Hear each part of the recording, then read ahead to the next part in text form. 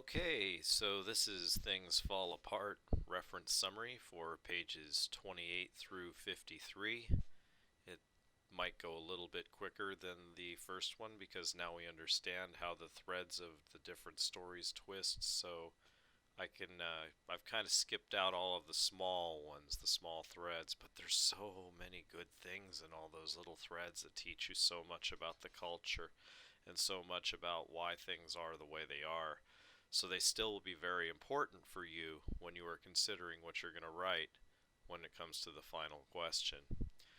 Any of those would still be fair game.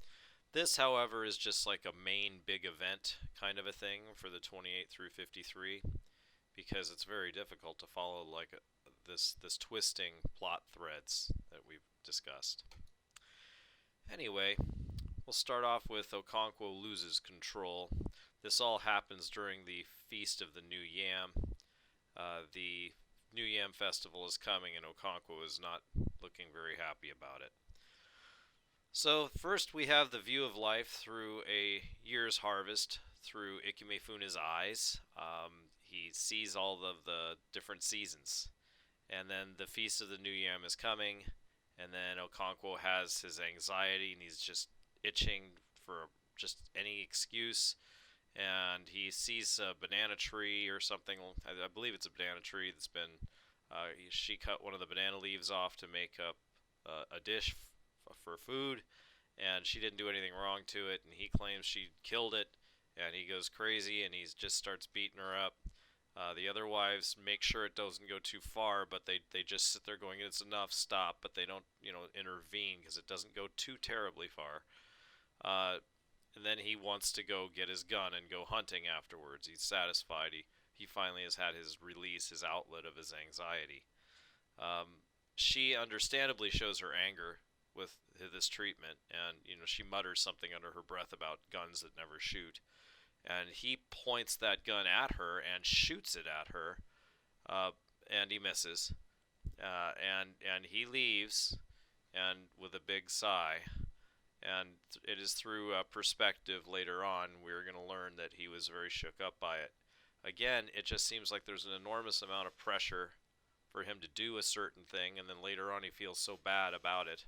It's weird that he seems to be pressured by a lot of thoughts. A lot of things push him to do things.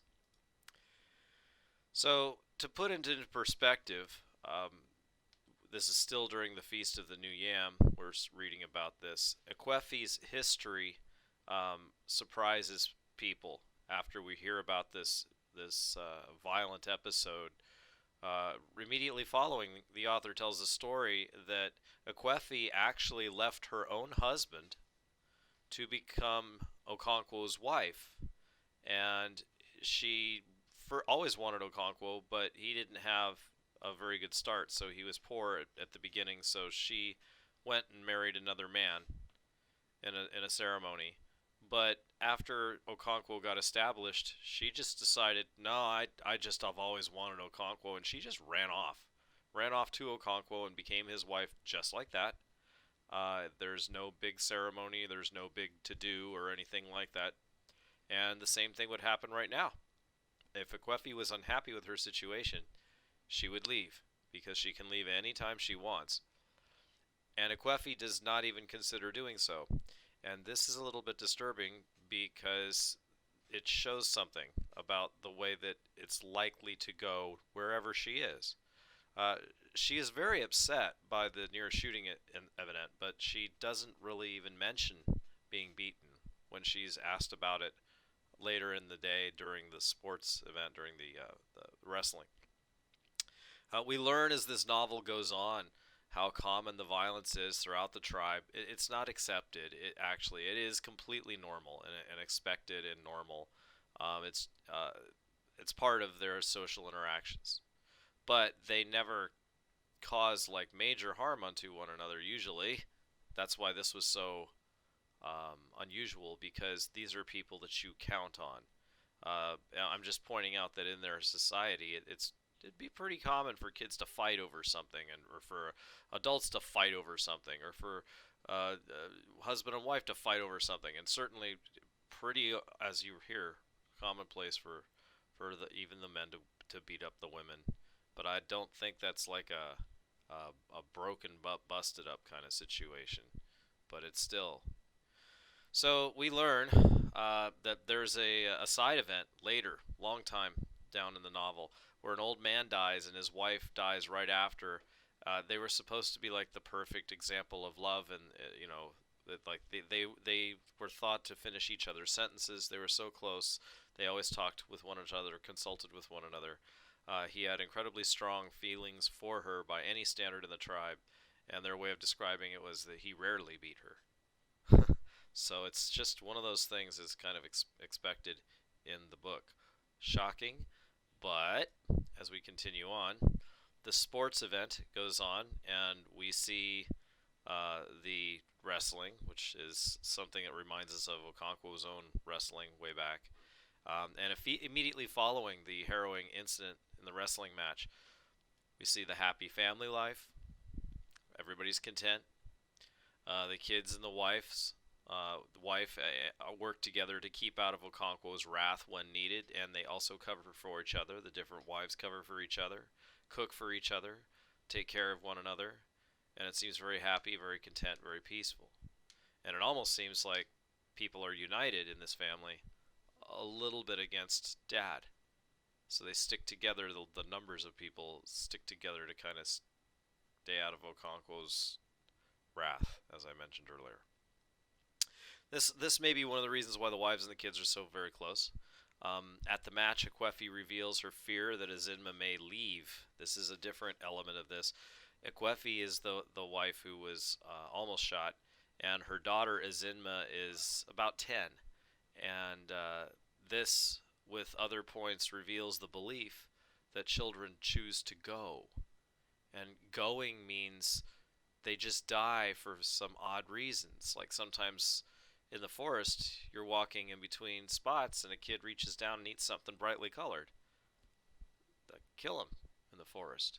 Or gets bit by something. Or food allergy. Or food poisoning. Or, lots of things. So many things. Parasite, disease, genetics. There's so many things, and they don't have any health facilities taking care of them. So they have nothing to contribute to a higher percentage of survival rate. So they have a very high rate. And so they've come up with a social method of dealing with the concept by saying children leave. They sometimes choose to go. Children die in these conditions at high rates. And this is a community guilt-free feeling about it. She may just choose to go. That's not your fault. Because it happens so much, people can't feel guilty about it happening all the time. It's a shocking society. It really does. It shocks us a little bit about how different it can be. Ikimefuna's stay. He really becomes part of the family. And Okonkwo begins taking the boys into the man's hut to tell them stories of violence and war. Ikimefuna is a very good influence on Nwoyi, it's mentioned. Nwoyi embraces some of the violent, tough, manly stories and the manly ways and that sort of stuff. And misogynistic attitudes and that sort of stuff, men better than women and everything else that they're getting. But he prefers the clever life lesson style stories that he heard from his mom. The smart little stories. The boys are now working with Okonkwo. And that is when the locusts descend. In many places, when I first read this, I thought locusts coming in, this is going to be terrible. Everybody's heard of the plague of the locusts. In many places, they devastate crops and ruin farmers. But in this case, they came through it right after the crop harvest, and they're tasty flying grasshoppers, basically. They come in to eat the stubble in the fields. They're not going to cause any harm there because they're letting the fields just go fallow, and then they'll clear them, and then they'll replant if they can. They can only replant so many times per field, and then they might have to move in order to keep from using up all the nutrients in that soil. That night, when they're all wet with dew, everyone harvests them, gets buckets and basketfuls of roasts the locusts, and everybody's crunching on them. And it is during that time when Okonkwo is visited. He is visited by an elder in the clan. Uh, the elder says that Ikemefuna should die, but not by Okonkwo's hand. Okonkwo needs to leave him to somebody else because the boy calls him father. So Okonkwo goes along on the hike to bring the boy home. They lie to him so that he doesn't know what's coming. And at one point, they severely wound but don't kill Ikemefuna on the first strike. And Okonkwo delivers the killing blow when Ikemefuna runs to him for protection. And he was afraid to look weak in front of the others, so he did it.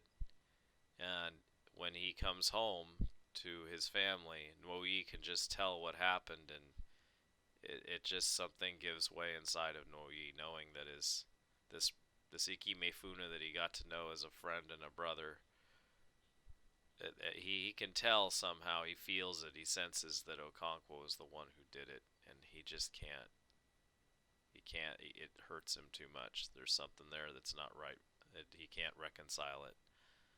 And that's the end of the section. Heavy ending for that section. End of summary for 1 through 53. Be ready for your test coming up.